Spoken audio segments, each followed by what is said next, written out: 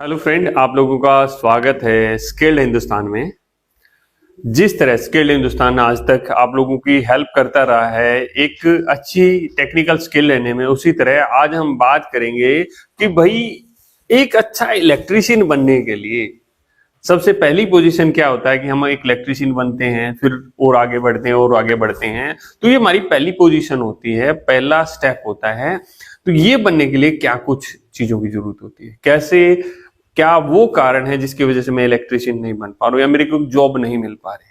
तो आज उन सब पॉइंट्स पर बात करने वाले हैं। अगर आप जॉब कर रहे हो बट आपको रोज डर लगता है, यार अगर इसने मुझे निकाल दिया तो क्या होगा, अगर ये सारे पॉइंट्स आप कवर कर लेते हैं जो आज इस वीडियो में बताएंगे, तो आप एक अच्छे इलेक्ट्रीशियन बन सकते हैं। आपको कभी जॉब की दिक्कत नहीं रहेगी, कोई परेशानी नहीं रहेगी। तो क्या करना है आपको, भाई इस वीडियो को पूरा देखना है। आपको वीडियो अच्छी लगती है अपने दोस्त को शेयर करना है। और बहुत सारे ऐसे भी लोग होंगे जिनके पास बिल्कुल नॉलेज नहीं, बहुत परेशान है, प्रोडक्शन में जॉब करें, नॉन टेक्निकल में जॉब करें, तो उनको भी हम सॉल्यूशन देंगे कि उनको भी एक कैसे अच्छी जॉब मिल सकती है। तो हम स्टार्ट करते हैं इसमें। भाई सबसे पहले, भाई जब हमें एक अच्छा इलेक्ट्रीशियन बनना है तो उसके लिए क्या कुछ चाहिए, भाई आज की इस वीडियो में आपको ये बताएंगे कि अच्छा इलेक्ट्रीशियन बनने के लिए क्या क्या जरूरी है, हमें क्या स्किल्स की जरूरत होती है। भाई सबसे इंपॉर्टेंट है स्किल्स। आपकी क्वालिफिकेशन का जो सर्टिफिकेट है, भाई किसी का आईटीआई है, डिप्लोमा है, बीटेक है, उससे जॉब नहीं मिलती है। वो आपका एक उस तरह है कि आप कहीं पर जाना है आपको, और वो आईटीआई, डिप्लोमा या बीटेक आपको सिर्फ प्लेटफॉर्म टिकट की तरह काम करता है। आपको प्लेटफॉर्म पे तो घुसा देगा बट ट्रेन में बैठने की परमिशन नहीं देगा।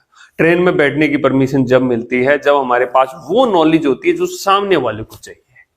तो वो स्किल्स, वो नॉलेज, भाई क्या कुछ है, क्या कुछ मुझे आना चाहिए। इंडस्ट्री के अंदर जब हम जाते हैं तो क्या कुछ चीजें मुझे पता होनी चाहिए, उन सब चीजों पर आज हम बात करेंगे। तो सबसे पहले हम यहां पर देखते हैं, यहां पर कुछ पॉइंट हैं। Power tools and safe. भाई जो भी हमारे पावर टूल्स हैं वो क्या क्या टूल्स हमारे होते हैं, उनको सेफली कैसे यूज कर सकते हैं। टूल्स को अच्छी तरह यूज करना हमें आना चाहिए। इलेक्ट्रीशियन को drill machine, cutter machine, crimping tool जैसे पावर टूल्स को सही तरीके से सुरक्षित तरीके से, भाई मैं कटर मशीन से चला रहा हूं, मैंने कटर ही मार लिया, टूट गया, कट गया, लग गया, तो मुझे किन सेफ्टी प्रोटोकॉल का ध्यान रखना होगा। जब वो कुछ भी इंसिडेंट आपके साथ होगा, अगर आप सेफ्टी प्रोटोकॉल को पूरा नहीं कर रहे हैं, आपको नहीं पता है, तो क्या होगा, आपको तो नुकसान पहुंचाएगा, उस कंपनी को हैम्पर करेगा। उसके कंपनी के क्राइटेरिया में भाई क्या होगा, इंसिडेंट, एक्सीडेंट बढ़ जाएंगे। कंपनी कोई भी नहीं चाहती कि किसी को कोई भी इंसिडेंट और एक्सीडेंट उसके एरिया में, जहां उसका वर्किंग एरिया वहां पर हो या कहीं पर भी हो। तो हमें इन सब चीजों का सही इस्तेमाल आना चाहिए। सेफ्टी गाइडलाइंस हैं भाई, सेफ्टी गाइडलाइन, भाई मैं कोई चीज कर रहा हूं, उसको करते टाइम मुझे क्या ध्यान रखना है।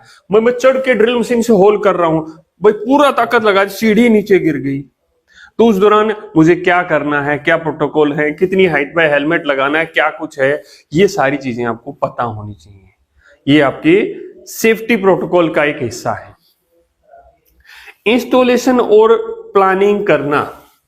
भाई इलेक्ट्रिकल सिस्टम में क्या होता है, किसी भी इलेक्ट्रिकल सिस्टम को इंस्टॉल करने से पहले उसकी प्रॉपर प्लानिंग करनी जरूरत है।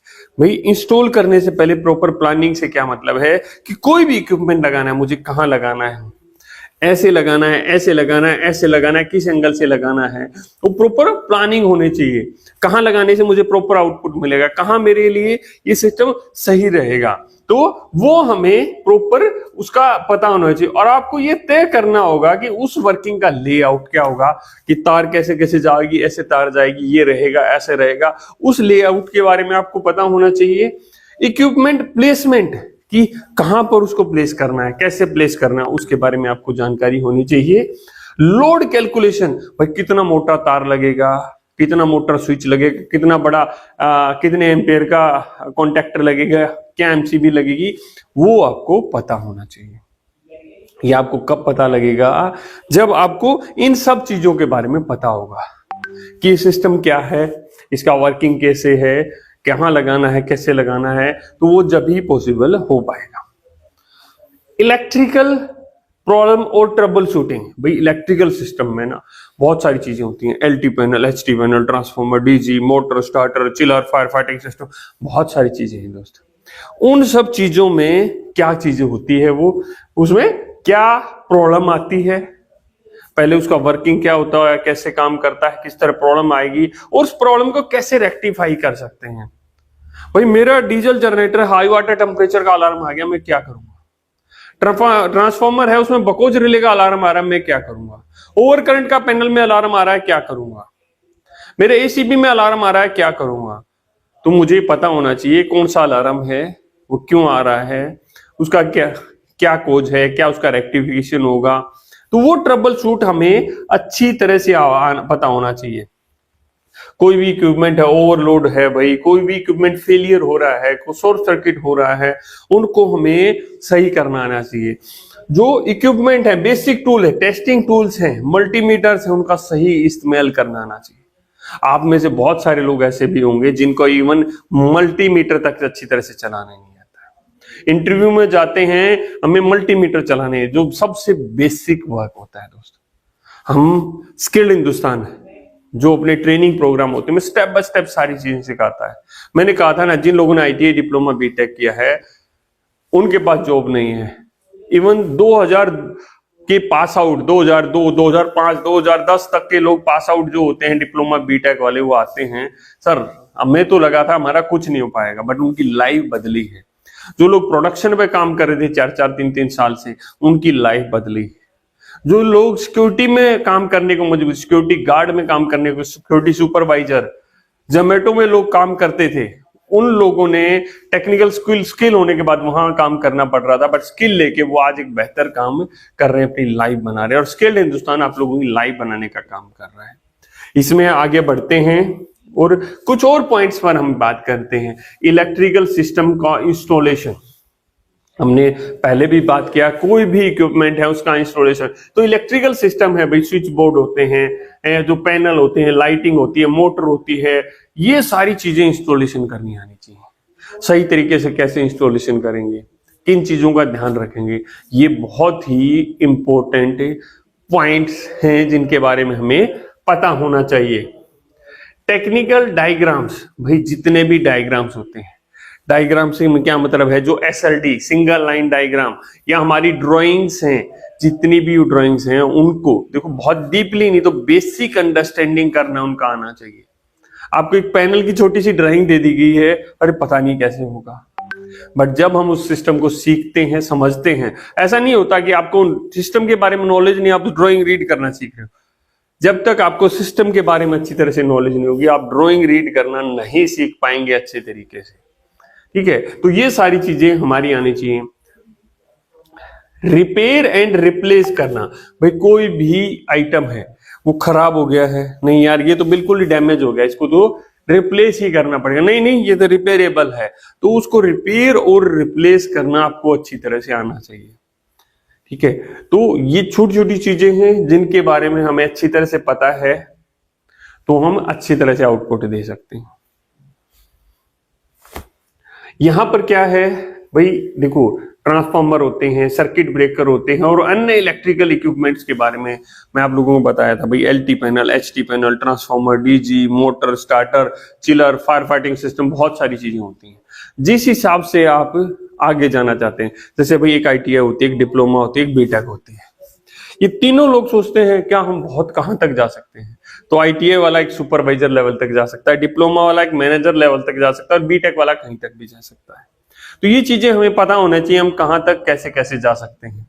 बट ऐसा नहीं है, ये समझिए कि ये क्वालिफिकेशन और एक सिस्टम ना एक घर की तरह है कि आईटीआई वाला भाई तू पहले फ्लोर तक ही जा सकता है, डिप्लोमा वाला भाई तू सेकंड फ्लोर तक ही जा सकता है, बीटेक वाला तू तीसरे फ्लोर तक भी जा सकता है। बट जो बीटेक वाला है ना, तीसरे फ्लोर तक, पहले फ्लोर ग्राउंड फ्लोर पर आ गया, फिर पहले पे, फिर दूसरे पे, इस तरह करके उसने ग्रो किया। ऐसा नहीं कि कुछ लोग सर आई एम इंजीनियर, भाई इंजीनियर है तो क्या आता है तेरे को, आता कुछ नहीं है। मेरे पास तो बीटेक है दोस्त, BTech is just a degree. तो वो मैंने बताया आपको प्लेटफॉर्म के अंदर घुसने का रास्ता बताता है, आपको ट्रेन पकड़ने की परमिशन नहीं है तो क्यों घूम रहे हो, क्यों प्रोडक्शन में जॉब कर रहे हो? क्योंकि नॉलेज के बिना कुछ नहीं है, स्किल के बिना कुछ नहीं है। कोई भी इक्विपमेंट है उसका इंस्पेक्शन करना, भाई देखना, अरे भाई ठीक है, उसकी टेस्टिंग करना, ये हमें आना चाहिए। अब भाई ये इक्विपमेंट है, इसको टेस्ट करके दिखाओ सही है कि नहीं, अरे टेस्ट किसी को पता ही नहीं है। तो कोई भी इक्विपमेंट है या जो जो इलेक्ट्रिकल में इक्विपमेंट्स आते हैं, हमें उनके बारे में, उनका जो इंस्पेक्शन करना, भाई देख करना क्या है, कैसे नहीं है, तो उनको टेस्टिंग करने के बारे में जानकारी, टेस्टिंग इक्विपमेंट्स के बारे में हमें पता होना चाहिए। प्रॉपर टूल एंड इक्विपमेंट्स की नॉलेज, भाई जितने भी हमारे टूल हैं, हमारे दो तरह के टूल होते हैं, पावर टूल होते हैं और कुछ बेसिक टूल होते हैं। सभी टूल्स के बारे में नॉलेज होनी चाहिए, कौन सा टूल कहाँ यूज होगा, कैसे यूज होगा।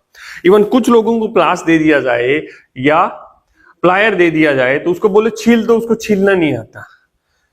बहुत सारे ऐसे इंजीनियर हैं कि स्विच बोर्ड खराब हो गया, घर के लाइट के लिए बाहर से मैकेनिक को बुलाया जा रहा है।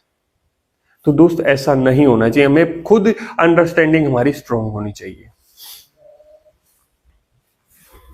यहां पर कुछ लेंगे हम आखिरी पॉइंट्स। इसमें क्या है, इलेक्ट्रिकल सेफ्टी सबसे इंपॉर्टेंट है दोस्त।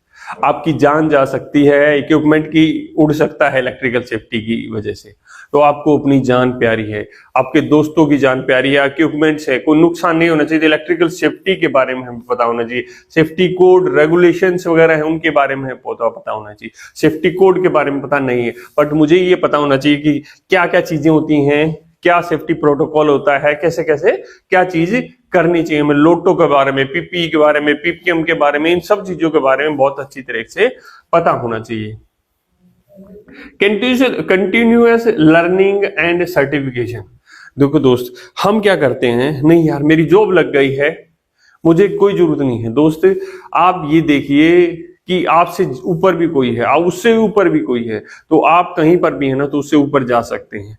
आपको कुछ चीजें रोकती हैं, आपकी नॉलेज रोकती है या आपका टेक्निकल क्वालिफिकेशन रोकता है, तो हमें क्या करना है, उस जो बाधा को दूर करना है दोस्त, उस बाधा को दूर करना है। दूर करेंगे तो क्या होगा कि सारी चीजें सही हो जाएंगी, स्मूथ हो जाएंगी।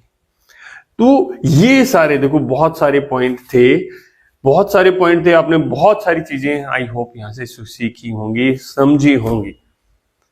अगर आपको ये वीडियो अच्छी लगी है तो वीडियो को लाइक करना है, अपने दोस्त को शेयर कर सकते हैं। अगर आपके पास जॉब नहीं है, आप हमारे कोर्सेज कर सकते हैं, बहुत ही कम प्राइस में 100% जॉब प्लेसमेंट दिया जाता है। और अभी तो कई हजार बच्चों की लाइफ चेंज हो चुकी है और अब आपकी बारी है। ठीक है फ्रेंड, मिलते हैं आपसे अगली एक और इंटरेस्टिंग वीडियो में। जय हिंद, जय हिंदुस्तान।